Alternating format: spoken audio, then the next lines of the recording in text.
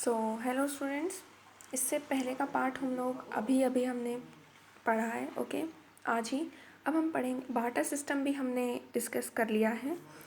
अब हम पढ़ेंगे human environment.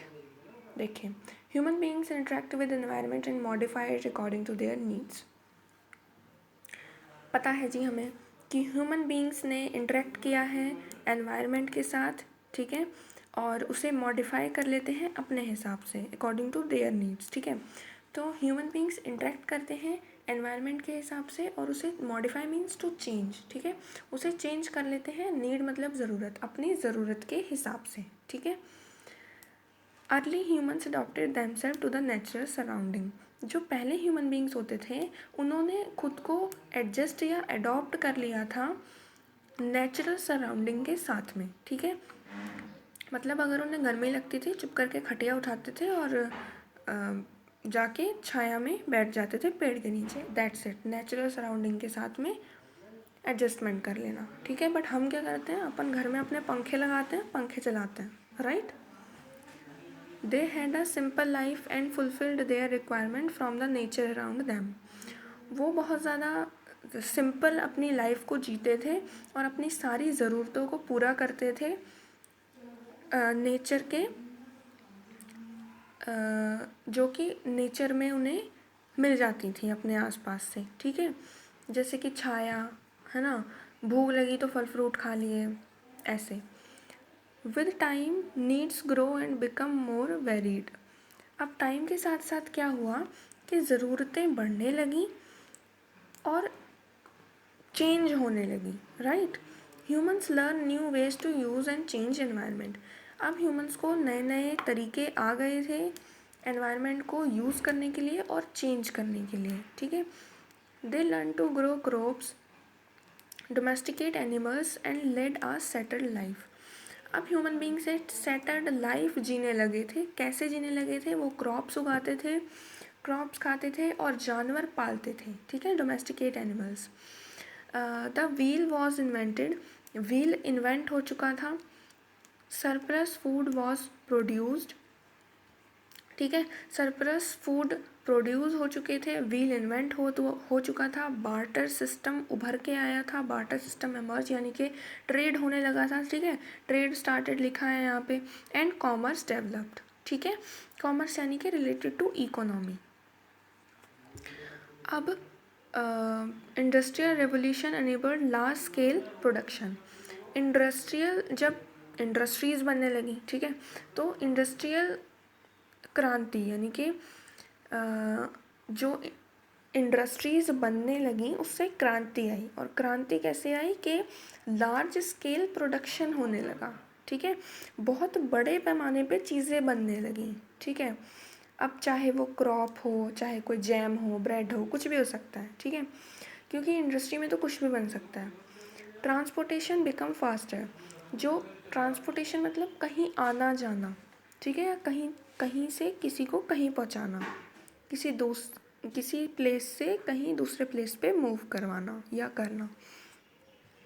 Transportation become faster, तो कहीं आना जाना बहुत ज़्यादा फास्टर हो गया था। और ये क्यों हुआ था? क्योंकि व्हील इन्वेंट हो चुका था इसलिए। ठीक है, तो अगर कोई इंसान कहीं चल के जाता था तो वही अगर इंसान अब व्हील को जोड़ के किसी ने कोई बग्गी बनाई तो बग्गी पे बैठ के जाएगा तो ऑब्वियसली वो जल्दी पहुंच जाएगा या पहुंच जाएगी, right. Information revolution made communication easier and speedy across the world. Information में भी रेवोल्यूशन आया, यानी कि ज्ञान में भी थोड़ी बहुत ही क्रांति आई। और उससे क्या हुआ कि कम्युनिकेशन, बातचीत करना आसान हो गया। स्पीडी अक्रॉस द वर्ल्ड, सिर्फ आसान ही नहीं हो गया बल्कि तेज भी हो गया देश में बात करना। पहले अगर लोग खत भेजते थे तो अब लोग कॉल पे बात कर लेते हैं। ठीक है, have you ever thought why you love eating a juicy water lemon in summer and hot roasted peanuts in winter. क्या तुमने कभी सोचा है कि तुम्हें सर्दियों में रोस्टेड पीनट्स इतने अच्छे क्यों लगते हैं, हॉट रोस्टेड पीनट्स, और गर्मियों में जूसी वाटरमेलन जो कि गर्म नहीं होता, उसको भी हम फ्रिज में ठंडा करके खाते हैं, राइट। तो कभी सोचा है कि ऐसा तुम्हें क्यों अच्छा लगता है? क्योंकि वो एक बैलेंस बनाते हैं। ठीक है, कैसा बैलेंस? आप perfect balance is necessary between the natural and human environment. तो नेचुरल और ह्यूमन एनवायरनमेंट क्या है, हम वाटरमेलन को फ्रिज में रख के खा रहे हैं, मतलब फ्रिज में बैठ के नहीं खा रहे हैं, फ्रिज में रखा, वो ठंडा हो गया, फिर हमने निकाल के उसके ठंडा ठंडा खा गए हम गर्मियों में, ठीक है। तो उससे क्या हुआ, उससे बैलेंस हो गया गर्मी का और उस ठंडे वाटरमेलन का, राइट। तो ये ह्यूमन एनवायरनमेंट था जो हमने फ्रिज में रखा था, और नेचुरल एनवायरनमेंट क्या था, अगर हम वाटरमेलन को बाहर ही रख के खाते तो, राइट। हॉट रोस्टेड पीनट्स, हम सर्दियों में हम हॉट रोस्टेड पीनट्स खाते हैं, यानी कि हॉट, ठीक है, गर्म चीज़ें ज़्यादा खाना पसंद करते हैं क्योंकि उससे भी अगेन बैलेंस बनता है गर्म और ठंडी का, ठीक है। Humans must learn to live and use their environment in a harmonious way. तो ह्यूमंस को एक पीसफुल वे में अपना एनवायरनमेंट को यूज़ करना चाहिए और रहना चाहिए, ठीक है, ऐसे तबाही नहीं मचानी चाहिए। Nuri, a girl from Mizoram, from Ravi's class, often talks about the lush green surrounding of her place.